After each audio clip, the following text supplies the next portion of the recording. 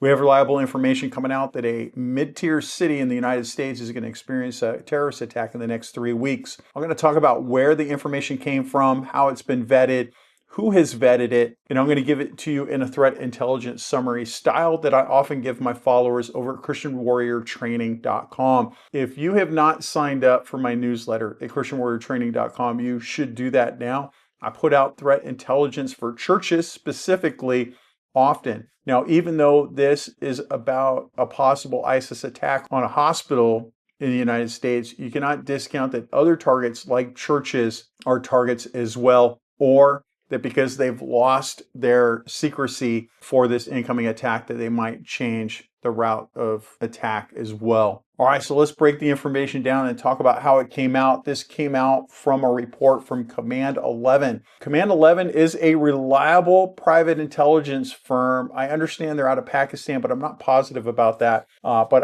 when I heard the first report from Command 11 about this attack coming, the first thing I did was try to find out more information about them, and people like Sarah Adams and others have come out and said they're a reliable source of information. That's good enough for me. Now, Command 11 has said that they have credible and imminent terrorist threat targeting hospitals in a mid-tier United States city. Now, Command 11 was the first to release this information, and multiple sources have since corroborated their findings. Now, according to the intelligence, an attack is expected within the next 3 weeks. The reported attack method involves a vehicle-borne improvised explosive device, or a VBED, followed by a coordinated armed assault in a hostage situation. Now, the Islamic State, or ISIS, is expected to claim responsibility for this attack. Now, that timing is going to put it down to March 29th or March 30th of this year. That is the weekend of a very popular Muslim holiday that is often used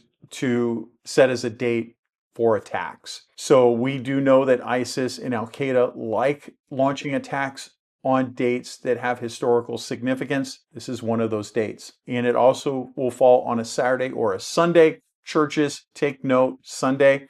You might want to beef up security on that particular day. Now, while hospitals are the primary named target, this does not rule out attacks on other soft targets, including churches, schools, and event venues. Now, intelligence suggests that groups like Al-Qaeda and ISIS have coordinated their efforts and may adapt tactics to maintain operational security. So historically, when specific attack plans are publicized, Al-Qaeda has been known to call off or delay their operations, but this does not eliminate the overall risk. Now, we were told that this is going to be ISIS claiming responsibility, but we do know that Al-Qaeda and ISIS are talking when they had not in the past, so they can coordinate their efforts. Now, this broader pattern of intelligence, it aligns with previous warnings that Al-Qaeda has rebuilt its operational capacity, and they're seeking to execute a Mumbai-style multi-location high casualty attack within the United States. Now, again, we're combining Al-Qaeda and ISIS because even though Command 11 says ISIS is expected to take responsibility, we do know that Al-Qaeda and ISIS are communicating. So don't forget that part. Now, we also have to remember that the Islamic State has explicitly called for attacks on churches, which is going to just further justify why you want to just heighten security at your church over the next 3 weeks. But please don't turn your church into a bunker. You just need to work harder. Keep your church open, let people come in, but if you're standing out front with an AR-15, then that's going to turn people away. We want to make sure that people come to worship our Lord, but we don't want to create anything that would create a barrier for them coming in. So on our threat level assessment over at Christian Warrior, we had stated in our assessment that an attack on a hospital is highly likely due to the information that's coming in. When we look at the feasibility of that attack using a VBED, a vehicle-borne IED, and an armed assault, we know that that's well-documented style of attack from Al-Qaeda and ISIS together as well. And we do assess that this would result in a mass casualty incident that would overwhelm resources. And you can't forget, we have credible information ourselves. I have talked personally to people that have stopped people that have gained access to police uniforms, vehicles, and stuff like that. So we cannot discount that they might dress up as first responders initially. Now, when we look at the potential location, it was stated that it was a mid-tier city. So the big question is, what's a mid-tier city?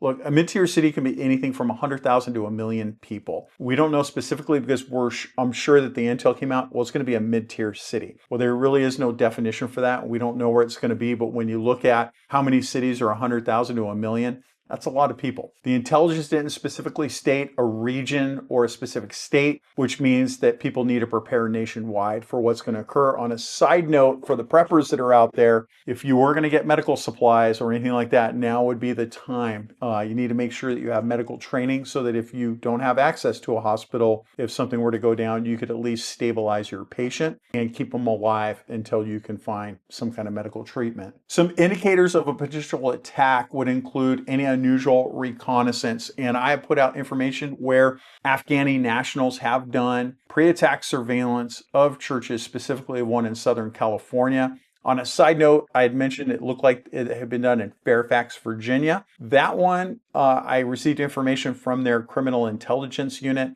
that they have discounted that they looked into it. And although it did look like it was good pre-attack surveillance over there, that actually turned out to be not the case. That the act did occur, but they contacted the people and it was a misunderstanding. I don't know much more than that. You want to look for any kind of suspicious vehicle activity near emergency entrances or hospital parking structures. As a reminder, all of this stuff is going to kick off in the parking lot.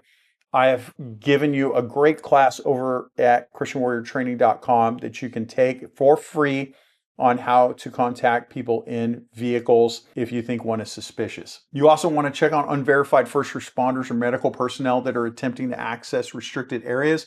If it looks suspicious, ask them, hey, what are you doing? So our recommended actions if you are a hospital is for you to immediately start conducting emergency security drills and start letting your people know what they're supposed to do. If you haven't done that already, you should have been doing that. I would suggest enhancing your perimeter security. I would make sure that you limit access point, increase physical barriers. You can do something very quickly. You can just park a large truck in certain areas to keep a vehicle ramming attack or to absorb a blast if somebody were to set off a V-bed. And then you want to monitor those external areas for reconnaissance activity. You want to verify all people and first responders coming into your hospital. It includes a badge-based or electronic verification system. A lot of hospitals, you go to the ER and you just punch in a 4-digit code and walk in.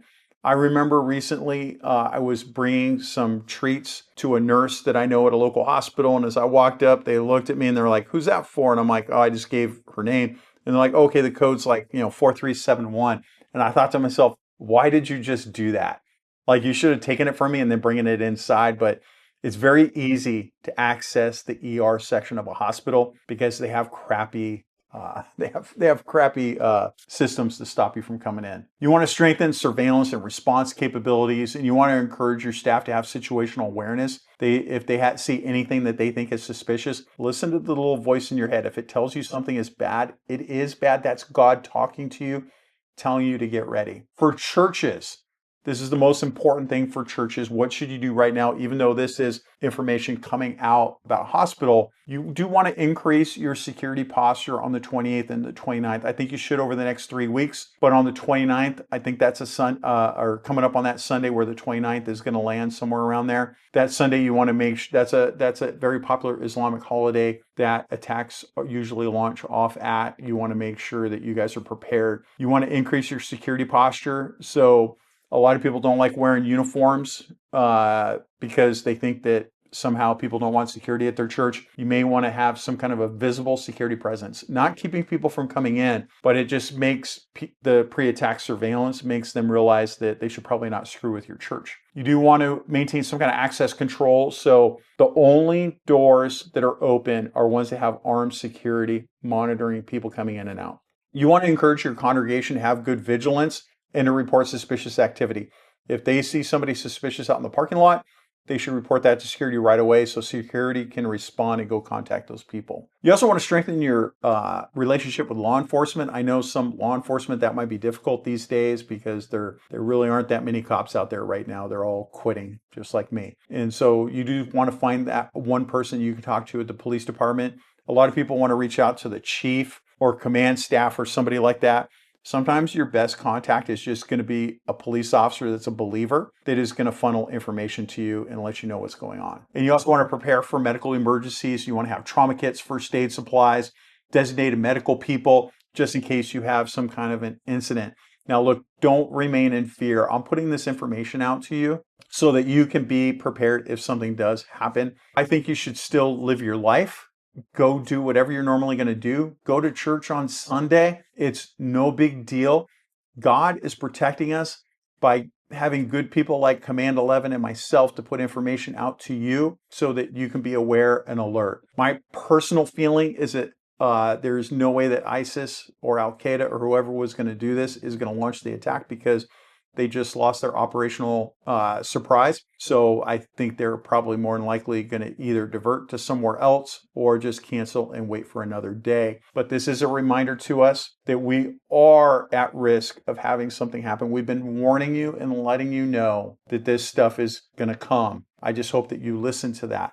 Now, there's two things I want you to do when you leave here. I want you to pray unceasingly for the safety of our churches and our safety of our pastors, our staff members, our church security teams. And I really want you to remember your ABCs, always be caring.